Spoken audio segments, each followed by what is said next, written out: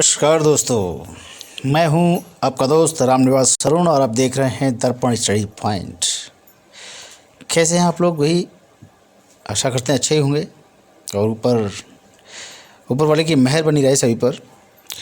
दोस्तों, आज एक ज़बरदस्त एक सीरीज़ लेके आए हैं हम लोगों की फरमाइश पर। बहुत दिनों से लोग ये कह रहे थे कि मतलब पर्यावरण पे या वायुमंडल पर एक वीडियो लेकर आइएगा, तो हम एक सीरीज़ लेकर आए हैं जो कि आपके एग्ज़ाम के सिनेरियो से बहुत ज़्यादा बेनिफिशियल रहेगी। तो आज का जो वीडियो है वो दोस्तों थोड़ा लंबा होने वाला है, लेकिन टॉप 40 क्वेश्चंस लेकर आए हैं जो कि धमाल मचाने वाला है। और 40 क्वेश्चन जो हैं कहीं ना कहीं थोड़ा डिटेल में भी पढ़ेंगे हम इनको, ठीक है। और डिटेल में पढ़ने के बाद क्या होता है कि एक क्वेश्चन को अगर थोड़ा डिटेल में पढ़ते हैं तो उससे रिलेटेड कई सारे 4-5 क्वेश्चन और तैयार हो जाते हैं हमारे, ठीक है। तो इनको सही सरल तरीका क्या है अगर याद करने का, तो ये वन लाइनर क्वेश्चन तो याद हो ही जाते हैं। बाकी अगर जो मैं बोल रहा हूँ वो आप लिख सकते हैं, ठीक। बाकी आपकी मर्ज़ी किस तरह से याद करते हैं, हर किसी का अपना अपना तरीका होता है। तो दोस्तों, आज का जो वीडियो है ना, तो वो पर्यावरण और सतत विकास यानी एनवायरनमेंट एंड सस्टेनेबल डेवलपमेंट के अकॉर्डिंग ये वीडियो लेकर आए हैं हम, पर्यावरण पारिस्थितिकी के अकॉर्डिंग। तो इसमें क्या है कि हम 40 क्वेश्चंस के बारे में एक एक करके डिस्कस करेंगे। तो दोस्तों स्टार्ट करते हैं आज का वीडियो, जिसका पहला क्वेश्चन आज देखते हैं। पहला क्वेश्चन दोस्तों है कि निम्नलिखित में से किन चीज़ों से मिलकर पर्यावरण बनता है? ऑप्शन है भू आकृतिक घटकों से, जीवीय घटकों से, अजैव घटकों से या उपर्युक्त सभी से। तो दोस्तों इसका आंसर हो जाएगा सभी से। भू आकृतिक घटकों से भी मिलकर बनता है, जीवीय घटकों से भी मिलकर बनता है, अजैव घटकों से भी मिलकर बनता है। तो पर्यावरण है ना, पर्यावरण इंग्लिश में बोलते हैं एनवायरनमेंट। इस शब्द का जो निर्माण हुआ है वो दो शब्दों से मिलकर बना है। इसमें एक परि है, परि का मतलब क्या होता है भाई? परि का मतलब होता है चारों ओर का, जो आवरण जिसे बोलते हैं, ब्लैंकेट बोलते हैं, यानी जो हमें चारों ओर से घेरे हुए। मतलब ये हुआ कि पर्यावरण का शाब्दिक अर्थ होता है चारों ओर से घेरा हुआ। तो पर्यावरण उन सभी भौतिक, रासायनिक, जैविक कारकों की समष्टिगत एक इकाई है, इन सभी से मिलकर जो बनी है एक यूनिट में। तो इसी जीवधारी अथवा पारितंत्रीय आबादी को प्रभावित करते हैं, इम्पैक्ट डालते हैं उन पर, और उनके रूप, जीवन और जीविता को तय करते हैं। पर्यावरण वो है जो कि प्रत्येक जीव के साथ जुड़ा हुआ है और हमारे चारों तरफ वो हमेशा हमेशा रहता है। सरल भाषाओं में कहें तो ये हमारे जीवन को प्रभावित करने वाले सभी जैविक और अजैविक तत्वों, तथ्यों और प्रक्रियाओं और घटनाओं के समुच्चय से निर्मित इकाई है। ये चारों ओर हमारे व्याप्त है और हमारे जीवन की प्रत्येक घटना इसी के अंदर संपादित होती है। चाहे बारिश हो, चाहे जीवन मरण, सारा का सारा इसी के अंदर होता है। और हम मनुष्य अपनी समस्त क्रियाओं से इस वातावरण को भी प्रभावित करते हैं, अच्छा करें बुरा करें। कोरोना काल तो देख ही लिया आपने। इस प्रकार एक जीवधारी और उसके पर्यावरण के बीच अन्योन्याश्रय संबंध भी होता है अंत तक। तो पर्यावरण के जैविक संगठनों में माइक्रो जो बैक्टीरिया होते हैं, सूक्ष्म जीवाणु से लेकर कीड़े मकोड़े, इंसेक्ट जो होते हैं, कीड़े मकोड़े, सभी जीव जंतु जो प्लांट्स वगैरह होते हैं, जो मतलब एनिमल्स हैं, ठीक है, ट्रीज़ वगैरह हैं, प्लांट्स वगैरह हैं, इसके साथ ही इनसे सारी जुड़ी सारी जैव क्रियाएँ जो होती हैं, प्रक्रियाएँ भी। अजैविक संगठनों में जीवन रहित जो मतलब ना मतलब कि एक प्रकार से जो लाइव नहीं है और उनसे जुड़ी प्रक्रियाएं होती हैं, जैसे चट्टानें हैं, पर्वत है, नदियां हैं, हवाएं हैं। ये जलवायु के तहत सारे के सारे से कई चीज़ें बनी रहती हैं। तो ये मिलकर पर्यावरण को बनाते हैं दोस्तों। आशा करते हैं इस क्वेश्चन से आप संतुष्ट होंगे आंसर से। तो दूसरा क्वेश्चन देखते हैं। पर्यावरण संरक्षण अधिनियम कब पारित किया गया था? तो भैया ऑप्शन है आपके ए 1986, बी 1972, सी 2022 या डी 1947। इसका आंसर हो जाएगा 1986। हुआ क्या दोस्तों कि हमारे देश में जब ये हम आज़ाद हुए थे तो उसके बाद मूल संविधान में इसका मतलब प्रावधान नहीं था, नदियों से, झरनों से, जानवरों से या मतलब जंगलों से रिलेटेड कोई भी ऐसा प्रावधान नहीं था जिनको बचाने के लिए कोई विशेष मतलब आर्टिकल हुआ हो। मूल संविधान में तो नहीं, लेकिन बाद में लोगों ने इस चीज़ को ज़रूर समझा, और ज़रूर इसलिए समझा क्योंकि बड़े स्तर पर इनका कटान भी होने लगा, बड़े स्तर पर इनका हंटिंग भी होने लगी जानवरों की, ठीक है, बड़े स्तर पर नदियों को गंदा किया जाने लगा। तो लोगों ने, जो संविधान निर्माताएं हैं, जो हमारे ऊपर बैठे हुए जो बड़े बड़े मतलब लीडर्स हैं, उनको ये समझ में आ गया कि इस पर आर्टिकल या इस पर मतलब अधिनियम बनाना बहुत ज़रूरी है। तो पर्यावरण सुरक्षा एवं पर्यावरण में सुधार करने के उद्देश्य से पर्यावरण संरक्षण अधिनियम यानी एनवायरमेंट प्रोटेक्शन एक्ट EPA 1986 में भारत सरकार द्वारा अधिनियमित किया गया था। ये अधिनियम केंद्र सरकार को पर्यावरण प्रदूषण को रोकने और देश के विभिन्न हिस्सों में विशिष्ट पर्यावरणीय समस्याओं से जो निपटने के लिए अधिकृत करता है। यह अधिनियम पर्यावरण के संरक्षण और सुधार के लिए सबसे ज़्यादा व्यापक है। दोस्तों, आपने देखा होगा कि नमामि गंगे एक योजना चल रही है हमारे जो सत्ता पक्ष इस समय मोदी सरकार है उसके थ्रू, और इस सरकार का कम से कम 9 साल कंप्लीट होने को है। तो कुल मिला के ये है कि उस पर कई हज़ारों करोड़ रुपया फूंका जा चुका है, लेकिन फिर भी गंगा साफ़ होने का नाम नहीं ले रही है। तो उसमें कहीं ना कहीं मंशा भी है। सरकार का इंटेंशन तो अच्छा है, बट क्या है कि उसमें मौजूद जो भी अधिकारी हैं वो उनका इंटेंशन अच्छा नहीं है, तो इसलिए वो रुपया उसमें गड़बड़ी कर देते हैं। तो लगातार उस पर पैसा खर्च किया जा रहा है। हरिद्वार की बात करें तो हरिद्वार में तो काफ़ी अच्छी सूरत देखने को मिलती है गंगा की, लेकिन और जब आगे बढ़ती है वहाँ से तो बड़ा प्रॉब्लम हो जाती है। पहाड़ों से निकलती गंगा है, कोई भी नदी है, वो ज़रा ब्लू कलर की है, ग्रीनिश टाइप की निकलती है, बड़ा अच्छा लगता है देखते हुए। लेकिन क्या हुआ कि इसी को गंदा करने में लगे हम लोग। नदी को नदी मान के चलें, ठीक है ना, किसी अदर अगर, क्योंकि हमने नदियों को देखा जाए तो नदियों को हमने माँ का दर्जा दिया है, लेकिन फिर भी उसी को गंदा करते रहते हैं, हर चीज़ उसमें डालते रहते हैं। तो हमारा भी कर्तव्य हो जाता है, सरकार का ही कर्तव्य नहीं है, हमारा भी कर्तव्य है कि हम भी इसको अपनी जिम्मेदारी के साथ निभाएं, उसमें गंदगी ना पड़े। ठीक है दोस्तों, तो अब सुधार बहुत सारे हुए, स्वतंत्र भारत में भी कई सारे सुधार हुए। तो भारतीय संविधान जो 1950 में लागू किया गया था, लेकिन धीरे धीरे सीधे तौर पर पर्यावरण संरक्षण के प्रावधान से नहीं जुड़ा था। सन 1972 के जो एक स्टॉकहोम में आयोजित तो मानव पर्यावरण पर संयुक्त राष्ट्र सम्मेलन किया, भारत सरकार का ध्यान जो है पर्यावरण संरक्षण की ओर खिंच गया। जब 1972 में स्टॉकहोम में ये सम्मेलन हुआ, तो भारतीय संविधान का जो आर्टिकल 253 है ना, इसके तहत क्या हुआ, एक अधिनियम लाया गया जो कि अंतर्राष्ट्रीय समझौतों को प्रभावी करने के लिए कानून बनाने का प्रावधान करता है कि भाई हमें भी बनाना चाहिए इस तरह का कानून। तो सरकार ने 1976 में, किसमें, 1976 में, डिटेल में पढ़ने वाले लोग ज़्यादा ध्यान रखें, ठीक है। तो सरकार ने क्या करा, 1976 में संविधान में संशोधन करके 2 महत्वपूर्ण आर्टिकल जोड़े गए, 48A यानी 48A और 51A। 51A, ये 2 आर्टिकल ध्यान रखिएगा, 48A और आर्टिकल 51A, ठीक है, AG, ठीक है। सो जोड़े। आर्टिकल 48A राज्य सरकार को ये आदेश देता है कि वे पर्यावरण की सुरक्षा और उसमें सुधार सुनिश्चित करें तथा देश के वनों तथा जो वन में रहने वाले जीव हैं उनकी प्रोटेक्शन करें। अब आर्टिकल 51AG क्या कह रहा है कि नागरिकों का ये परम कर्तव्य होगा कि प्राकृतिक पर्यावरण की रक्षा करे तथा उसका संवर्धन करे, यानी प्रोटेक्शन करे और उनको रखे भी संभाल के, और सभी जीव धर्मों के प्रति एक दया का भाव भी रखे। इतना खतरनाक चीज़ है, लेकिन फिर भी लोग हंटिंग करते हैं। देख रहे हैं, मतलब हाथी को मार देते हैं, इतना महंगा उसका हाथी दांत बिकता है लाखों में, लेकिन फिर भी क्या करते हैं, इतना विशाल का जानवर सिर्फ दांत के लिए मार देते हैं।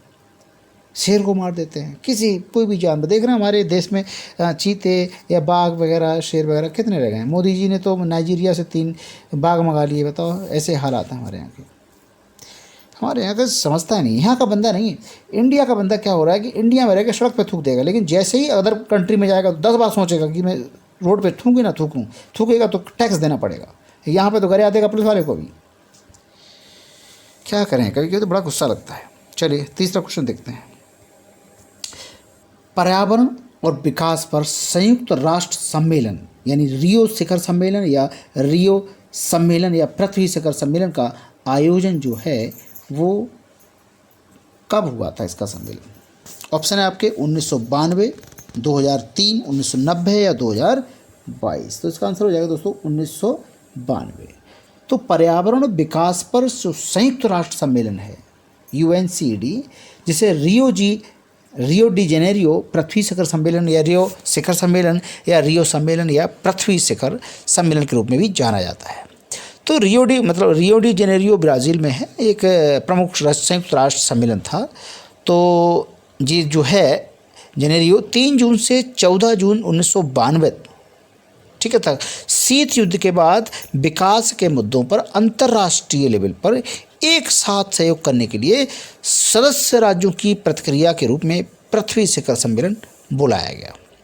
तो व्यक्तिगत सदस्य जो हैं राज्यों को संभालने के लिए स्थिरता से संबंधित मुद्दों के कारण पृथ्वी शिखर सम्मेलन को अन्य सदस्य राज्यों के सहयोग के लिए एक मंच के रूप में आयोजित किया गया था। यानी सभी लोगों का ध्यान खींचने के लिए इसका आयोजन किया गया था कि सभी लोग पर्यावरण पर भी ध्यान दें।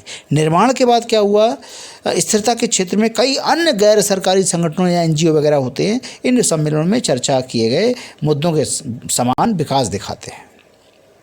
तो उत्पादन के पैटर्न की व्यवस्थित निरीक्षण विशेष रूप से विषैले घटकों का उत्पादन, जैसे पेट्रोल में लेड हो या रेडियोएक्टिव केमिकल्स होते हैं, विषैला अपशिष्ट पदार्थ डाल देते हैं पानी में, गंगा नदी में वगैरह में, जो भी नदियां हैं।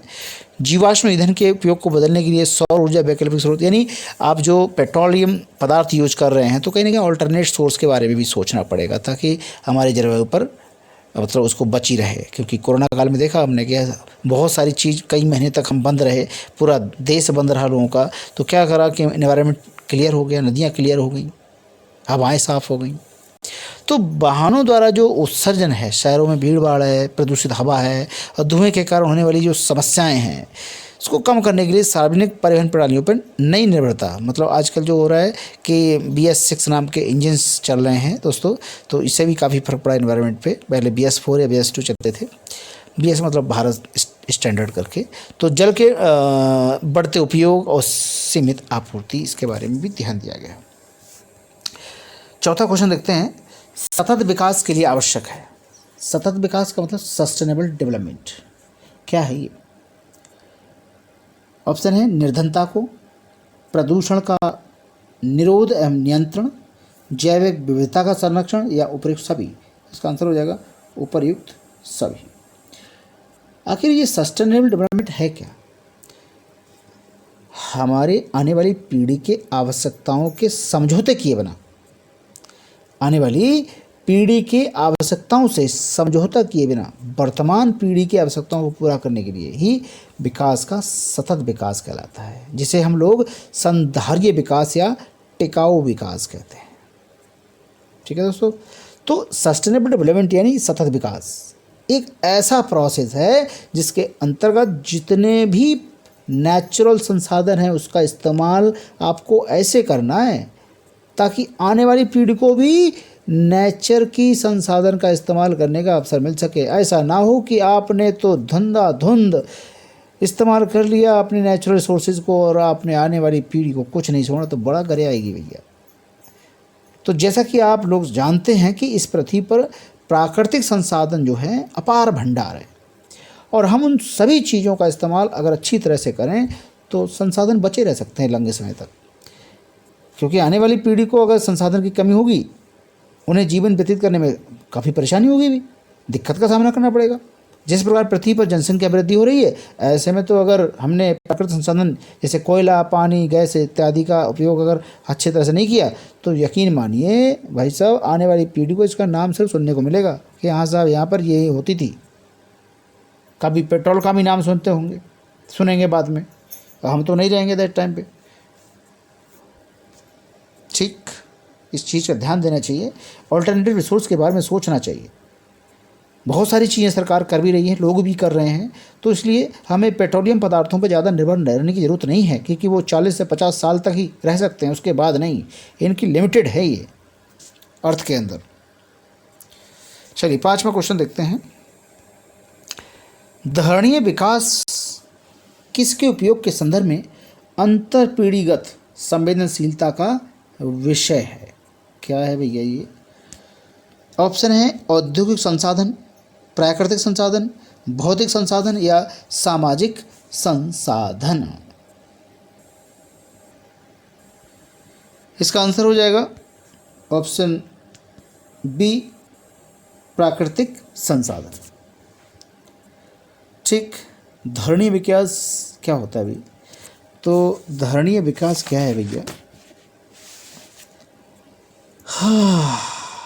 धरणीय विकास या सतत विकास, जो शब्द की व्याख्या होती सबसे पहले 1987 में world commission on environment and development WCED ने अपनी रिपोर्ट में यानी आवर कॉमन फ्यूचर में की थी। फिर वर्ष 1992 में आयोजित हुआ था पृथ्वी शिखर सम्मेलन। तो एजेंडा जो घोषित हुआ था, एजेंडा 21 यानी रियो घोषणा, इसमें इसके प्रति पूर्ण समर्थन देने की बात कही गई थी। और इसके साथ ही 2002 में जोहान्सबर्ग जो साउथ अफ्रीका में है, आए सम्मेलन का मुख्य मुद्दा था वो सस्टेनेबल डेवलपमेंट या धारणीय विकास यानी सस्टेनेबल डेवलपमेंट था। तो धारणीय विकास की वो अवधारणा है जिसके तहत वर्तमान की आवश्यकताओं के साथ साथ भविष्य की आवश्यकताओं को भी ध्यान में रखा जाता है। तो धारणीय विकास का जो उद्देश्य है मुख्य क्या है? पृथ्वी के प्राकृतिक जो संसाधन हैं का न्याय संगत उपयोग, संरक्षण करना और उचित मैनेजमेंट करना भी है। तो सस्टेनेबल डेवलपमेंट के लिए जैविक विविधता का संरक्षण करना जरूरी है। जो बायोडाइवर्सिटी की बात करते रहते हैं हम लोग, जो हमारे बंगाल में या मतलब पश्चिम बंगाल वगैरह में जो बायोडाइवर्सिटी पाई जाती है ना, सुंदरबन डेल्टा, प्रदूषण का निरोध करना है, हमें कम से कम करना है, नियंत्रण भी करना है, बढ़ गया है तो निर्धनता घटाना भी होता है, गरीबी बढ़ती जा रही है, रईस और रईस होता जा रहा है, सभी आवश्यक है। प्रकृति की अपनी सुंदरता है, अपनी सीमाएं हैं। अतः हमें चाहिए कि हम पहले प्रकृति को समझने का प्रयास करें, उसके बाद अपनी विकास नीतियों का निर्धारण करें। ऐसा नहीं है कि हम अंधाधुंध फैक्ट्रियाँ लगाए पड़े हैं, अंधाधुंध मतलब उसका दोहन करे पड़े हैं, लेकिन हम भविष्य की चिंता कर ही नहीं रहे हैं। भविष्य की चिंता नहीं करोगे तो फिर नेचर अपना समय दिखाती है। तो आइंस्टीन की इक्वेशन भी है ना, कहती है कि मतलब बैलेंस करके चलती है नेचर। एक तरफ ज़्यादा हो जाएगा तो दूसरी तरफ कम, तो ऐसा नहीं है, जिधर कम हो गया तो बराबर होना ही होना होता है। चलिए छठा क्वेश्चन देखते हैं। छठा क्वेश्चन क्या है कि पृथ्वी के कार्बन चक्र में कार्बन डाइऑक्साइड की मात्रा को कौन नहीं बढ़ाता है? ऑप्शन ए, प्रकाश संश्लेषण, बी, ज्वालामुखी प्रक्रिया, सी, जैविक पदार्थों का क्षय, या डी, श्वसन। तो ऑप्शन ए जो हो जाएगा प्रकाश संश्लेषण। भैया प्रकाश संश्लेषण क्या है? भाई ये तो एक प्रोसेस है, इसमें क्या होता है, जो हमारे प्लांट होते हैं, जो हमारे ट्रीज़ होते हैं, ख़ासतौर से प्लांट की बात करें तो प्लांट क्या करते हैं बेचारे, जो ट्रीज़ होते हैं वो क्या करते हैं, जो हमारे द्वारा या जो हमारे एक्टिविटी के थ्रू जो छोड़ी गई कार्बन डाइऑक्साइड गैस है उसको वो एक्सेप्ट करते हैं, और उसके थ्रू क्या करते हैं, एक्सेप्ट कर ली इन्होंने, फिर सन से ले ली यानी सूर्य से उन्होंने धूप ले ली, रेडिएशन ले लिया यानी सोलर एनर्जी ले ली, और फिर पानी से उन्होंने मतलब ज़मीन से पानी ले लिया, मिनरल्स ले लिए, खनिज ले लिए बहुत सारे, और उनसे क्या होता है मिलके वो अपना उससे खाना बना लेते हैं। तो प्रकाश संश्लेषण की जो प्रक्रिया है, कार्बन डाइऑक्साइड गैस ग्रहण करती है और ऑक्सीजन छोड़ती है बदले में। कितना अच्छी काम है, ठीक है। तो इसलिए प्रकाश संश्लेषण कार्बन डाइऑक्साइड में कार्बन डाइऑक्साइड नहीं जोड़ा जाता है। तो ज्वालामुखी क्रिया क्या है, जैसे कार्बन डाइऑक्साइड निकलता है उससे विस्फोट होगा। तो श्वसन क्या है, तो क्या होता है, हम इनहेल करेंगे ऑक्सीजन को, तो जब बाहर निकालेंगे तो कार्बन डाइऑक्साइड निकालेंगे। तो श्वसन बाहर के वातावरण से ऊतकों के भीतर की कोशिकाओं तक ऑक्सीजन की गति और विपरीत दिशा में कार्बन डाइऑक्साइड गैस की मुक्ति है भैया। इनहेल और एक्सेल करते हैं ना हम लोग। इनहेल का मतलब अंदर खींचना, एक्सेल का मतलब बाहर छोड़ना। तो अपघटन की प्रक्रिया कार्बन डाइऑक्साइड गैस छोड़ती है। कोई भी है, कोई मर गया, कुत्ता मर गया, तो क्या होगा कि मतलब जब उसमें प्रोसेस होगा, डिकम्पोजिशन स्टार्ट होगा, तो उसमें से क्या होगा, जो कॉम्प्लेक्स मटेरियल है वो सिंपलर फॉर्म में टूटेगा, फिर गैस रिलीज होंगी, जो अमोनिया भी हो सकती है, वो कार्बन डाइऑक्साइड गैस भी हो सकती है वो, ठीक है ना। तो इस तरह से, तो वो कहने का मतलब प्रति कार्बन चक्र में इनका सहयोग नहीं है। सातवां क्वेश्चन, सौर विकिरण की सबसे महत्वपूर्ण भूमिका क्या है? सौर विकिरण को बोला है सोलर रेडिएशन, जिसे बोलते हैं सोलर रेडिएशन।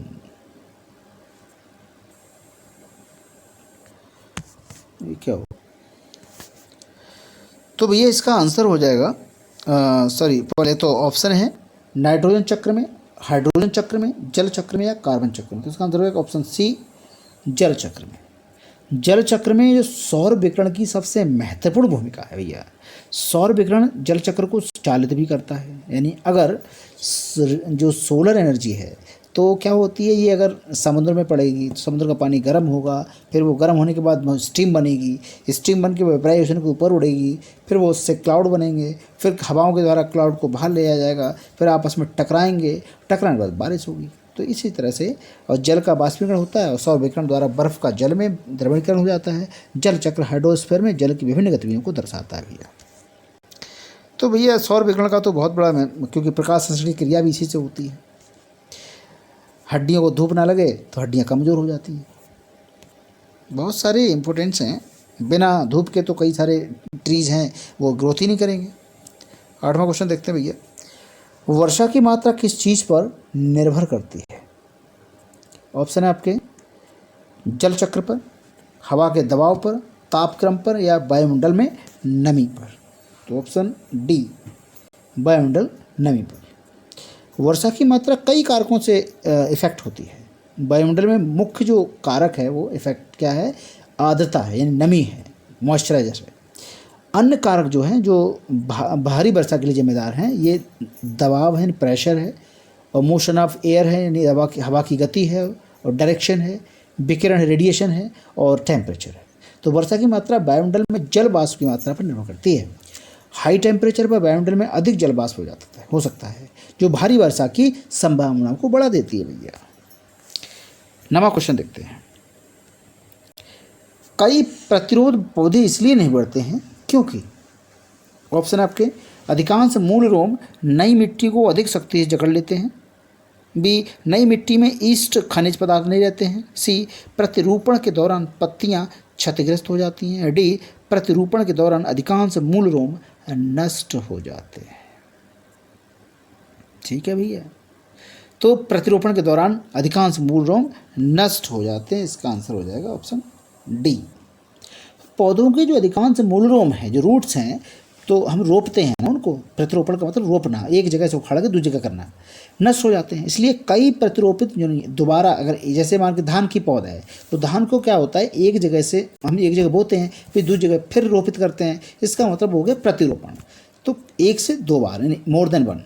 तो इसलिए कई प्रतिरोपित पौधों में वृद्धि नहीं होती है। खेतों में जो फर्टिलाइज़र का प्रयोग करने पर यदि शीघ्र ही अधिक जल से खेती की सिंचाई नहीं होती तो जो सॉइल है, मृदा है, वो एसिडिक की जो कॉन्सेंट्रेशन है जो अधिक हो जाती है, विलयन की सांद्रता अधिक हो जाती है। इससे जड़ के जो मूल रोम नहीं होते हैं वो जल अवशोषण कठिन हो जाता है, वो सोखते ही नहीं है, जिससे क्या होता है वो जब मुरझा जाते हैं, जब मुरझा जाते हैं, चमक गायब हो जाए तो ग्रोथ ही नहीं होगी, तो खत्म, टाटा बाय बाय। ठीक, ओके। सो आज का 10वां क्वेश्चन भैया, पृथ्वी के चारों ओर गैस के समूह को क्या कहा जाता है? गैसों के समूह को क्या कहा जाता है? ऑप्शन ए जलमंडल, वायुमंडल, भूमंडल या जलमंडल। तो इसका आंसर हो जाएगा क्या? वायुमंडल। तो पृथ्वी के चारों ओर मौजूद जो गैस है ना, गैस के समूह को वायुमंडल कहा जाता है। इसमें क्या क्या गैसें हो सकती हैं? नाइट्रोजन है, ऑक्सीजन है, कार्बन डाइऑक्साइड है, और छोटी मोटी गैसें भी हैं। तो वातावरण जो है तापमान के आधार पर परतों से बना है, कई सारे परतों में विभाजित कर रखा है। तो कुल मिला के 4 परतों में विभाजित कर रखा है। पहला क्षोभ मंडल जो सबसे नीचे होता है 5 किलोमीटर के दायरे में, स्ट्रेटोस्फेयर है, फिर मीजोस्फेयर है, फिर बाह्य मंडल है, बाह्य वायुमंडल है।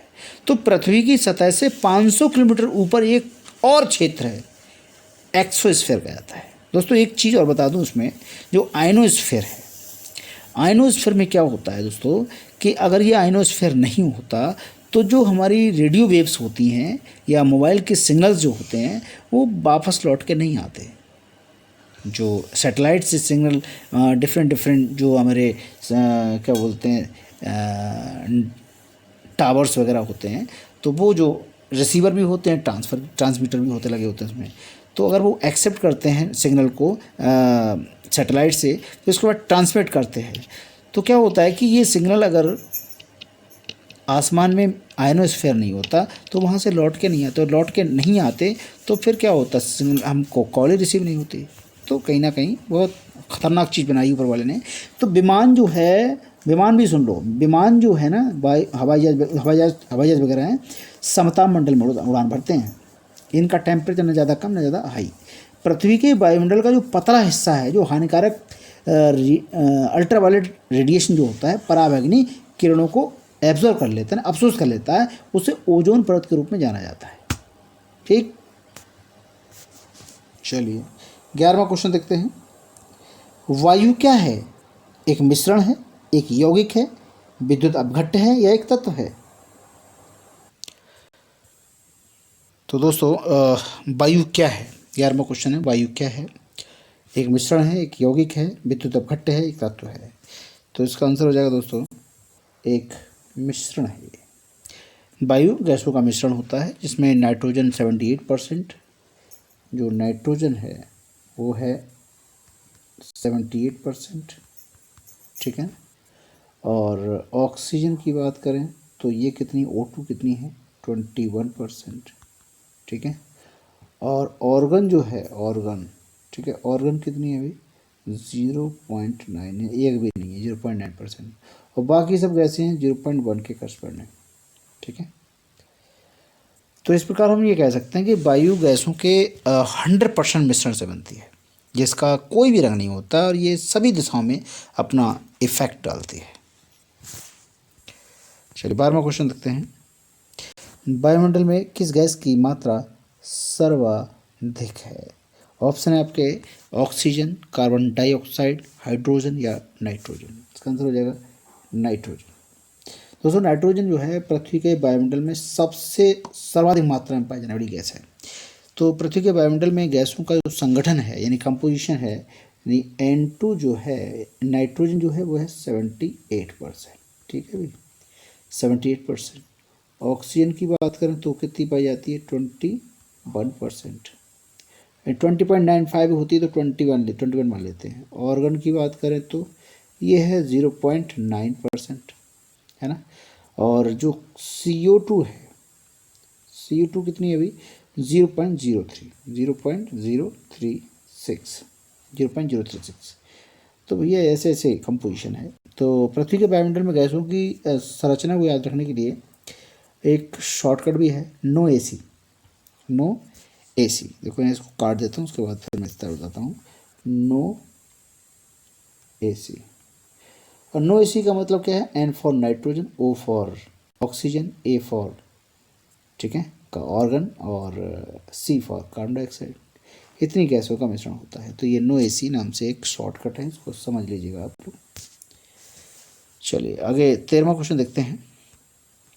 शुष्क हवा में नाइट्रोजन की कितनी मात्रा होती है? यानी ड्राई जो एयर है उसमें नाइट्रोजन की मात्रा पूछ रहा है। तो भैया होती है आपकी वही 75 से 78 के बीच, है ना। शुष्क हवा में नाइट्रोजन 75%। नाइट्रोजन का हवा में होने से असर क्या होता है? शुद्ध और शुष्क यानी ड्राई। प्राकृतिक वायु में नाइट्रोजन 78 और ऑक्सीजन 21%, ऑर्गन 0.93%, कार्बन डाइऑक्साइड 0.03% और hydrogen, helium, ozone, neon, xenon, krypton आदि निष्क्रिय गैसें हैं, ये बहुत ही कम मात्रा में रहती हैं। 14वां क्वेश्चन देखिएगा। निम्नांकित नोबल गैसों में से कौन सी गैस वायु में नहीं पाई जाती है? वेरी गुड, कौन सी नहीं पाई जाती भैया? ऑप्शन है नियॉन, रेडॉन, हीलियम, ऑर्गन। तो इसका आंसर हो जाएगा बी, रेडॉन। अगर हम मॉडर्न जो पीरियोडिक टेबल देखें उसमें समूह में जो 18 नॉन रिएक्टिव गैसेज है। ऑर्गन सहित गैसों की एक श्रृंखला है का एक समूह जो है वो helium, neon, krypton, xenon, radon भी है। तो रेडॉन सभी में से एकमात्र ऐसे रेडियो एक्टिव या रेडियोधर्मी हैं और ये वायुमंडल में भी मौजूद नहीं है, ठीक है। तो संयोजी इलेक्ट्रॉनों के जो बाहरी कोशों को पूर्ण माना जाता है, जिससे उनकी रासायनिक अपक्रियाओं में भाग लेने की जो प्रवृत्ति है कम होती है, इसलिए उन्हें आवर्त सारणी के सबसे स्थिर तत्व माना जाता है। और निष्क्रिय गैसों को निष्क्रिय और दुर्लभ गैसों के रूप में भी जाना जाता है। नियोन है, ऑर्गन है, क्रिप्टॉन है, जेनॉन गैसों के आंशिक आश्वन और द्रवीकरण के तरीकों का उपयोग करके वायु पृथक इकाई में हवा से प्राप्त की जाती है, ठीक। निष्क्रिय गैसें बहुत सारी जो रासायनिक सक्रियता के साथ गंधहीन, गैर ज्वलनशील, रंगहीन और एकांडविक गैसें हैं। 15वां क्वेश्चन, निम्नलिखित में से कौन सा कार्य पेड़ पौधों का नहीं है? कौन सा नहीं है भैया? ऑप्शन ए शोर का अवशोषण, वायु का प्रदूषण, कार्बन डाइऑक्साइड का अवशोषण, ऑक्सीजन की विमुक्ति। भैया ये देखो क्या है, ये जो है शोर को एब्जॉर्ब कर लेते हैं, ध्वनि को अवशोषित कर लेते हैं, कार्बन डाइऑक्साइड को अपने अंदर समा लेते हैं, ऑक्सीजन को छोड़ते हैं। तो ये तीनों तो हो नहीं सकते, लेकिन जो आंसर है आपका वो हो जाएगा आपका B, option B. Option B क्या है? वायु प्रदूषण नहीं करते हैं।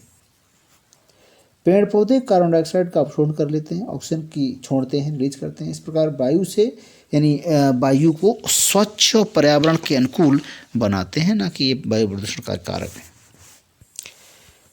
16वां क्वेश्चन, पर्यावरण अवकाश ये अपकर्ष होगा, ये गलत हो गया है, अपकर्ष होगा, ठीक है, अवकाश नहीं होगा, अपकर्ष होगा यहाँ पे। पर्यावरण अपकर्ष से क्या मतलब है? ऑप्शन ए पारिस्थितिकी भिन्नता के परिणाम स्वरूप पारिस्थितिकी संतुलन असंतुलन, बी पर्यावरणीय गुणों का पूर्ण रूप से निम्नीकरण, या मानवीय क्रियाकलाप के विपरीत परिवर्तन लाना, या प्रयुक्त सभी। आंसर हो जाएगा इसका सभी। प्राकृतिक आवास का विनाश हो जाना, जैव विविधता की हानि या प्राकृतिक संसाधनों के क्षरण होने से पर्यावरण को होने वाले नुकसान को पर्यावरण अपकर्ष कहते हैं, ठीक है ना। ये नेचुरल हैबिटेट जो होते हैं उनको उजाड़ देना, जो भी जानवर वहाँ रह रहे हैं उसको कुछ और चीज़ बना देना, बायोडाइवर्सिटी को हानि पहुँचना। मतलब बायोडाइवर्सिटी का मतलब ये होता है कि पर्टिकुलर जगह पर कुछ विशेष टाइप के जो वृक्ष हैं, एनिमल्स हैं, वो पाए जाते हैं और कहीं जगह नहीं पाए जाते, वो एक प्रकार से बायोडाइवर्सिटी में आता है। उनको हानि पहुँचा देना, नेचुरल रिसोर्सेज के क्षरण होने से पर्यावरण का होने वाला नुकसान है, ये सारा का सारा पर्यावरण अपकर्ष में आता है। तो पर्यावरण अपकर्ष जो है वो नेचुरल भी हो सकता है, वो ह्यूमन मेड भी हो सकता है। 17वां क्वेश्चन, निम्नलिखित में से किस एक का संबंध पर्यावरणीय सुरक्षा से नहीं है? ऑप्शन ए कागज के थैलों का प्रयोग करना, धारणीय विकास, वातानुकूलन, या गरीबी कम करना। इसका आंसर हो जाएगा गरीबी कम करना। देखो क्या है कि पर्यावरणीय सुरक्षा से क्या क्या नहीं है। पर्यावरण सुरक्षा से है, कागज़ के थैले बनाएंगे तो भी इन्वायरमेंट को प्रोटेक्ट कर सकेंगे। धारणीय सस्टेनेबल डेवलपमेंट करेंगे भविष्य की चिंता करते हुए। वातानुकूलन मतलब क्या है कि समय के साथ उसी हिसाब से कराना, लेकिन गरीबी कम नहीं कर सकते वातावरण से। वातावरण सुरक्षा करें, गरीबी थोड़ी कम हो जाएगी। चलिए 18वां क्वेश्चन, अपक्षय का विचार किससे संबंधित है? ऑप्शन ए एक प्राकृतिक क्रिया जो चट्टानों को सूक्ष्म कणों में विभाजित करती है, पृथक हुए पदार्थों का संग्रह, मौसम में दैनिक परावर्तन, या इनमें से कोई नहीं।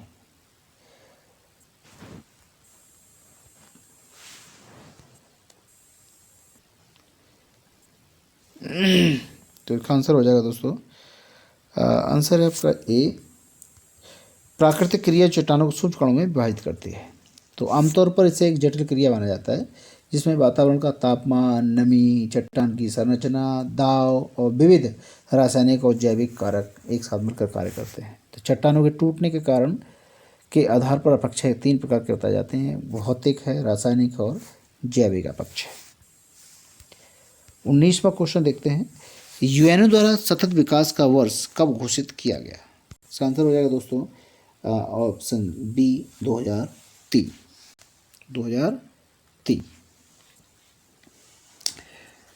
इसका 20 क्वेश्चंस। 20वां क्वेश्चन, धारणीय कृषि का क्या अर्थ है? धारणीय कृषि, ऑप्शन ए भूमि का इस प्रकार प्रयोग कि उसकी गुणवत्ता अक्षुण्ण बनी रहे, बी विश्व व्यापार संगठन के मानकों के अंतर्गत कृषि निर्यात तथा आयात कर सकना, या सी कृषि उपयोग के लिए अप्रयुक्त भूमि को उपयोग में लाना, या आत्मनिर्भरता।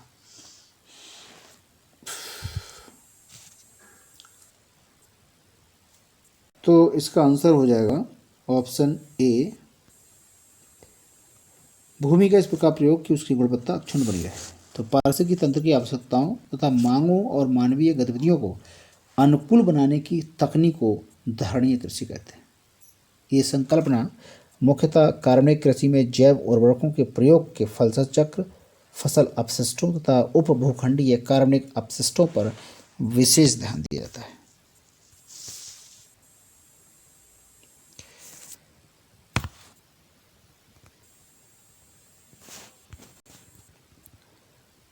दोस्तों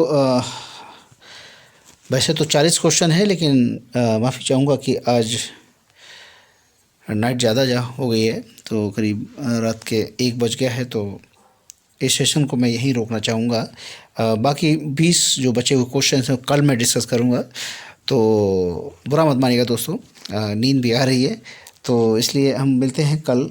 और ये वीडियो ज़रूर बताइएगा दोस्तों कि कैसा लगा, और अगर अच्छा लगा हो तो प्लीज़ वीडियो को लाइक ज़रूर कीजिएगा, सब्सक्राइब जरूर कीजिएगा और शेयर ज़रूर कीजिएगा दोस्तों।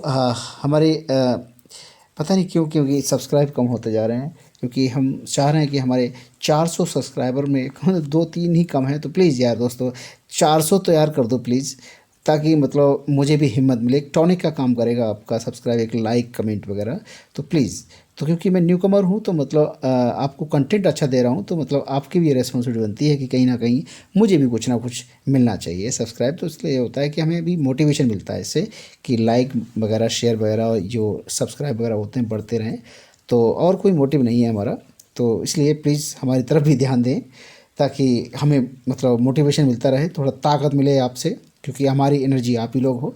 तो मिलते हैं दोस्तों बचे हुए 20 क्वेश्चन के साथ कल, और तब तक देखते रहिए दर्पण स्टडी पॉइंट। मिलते हैं कल, आज के लिए बस इतना ही।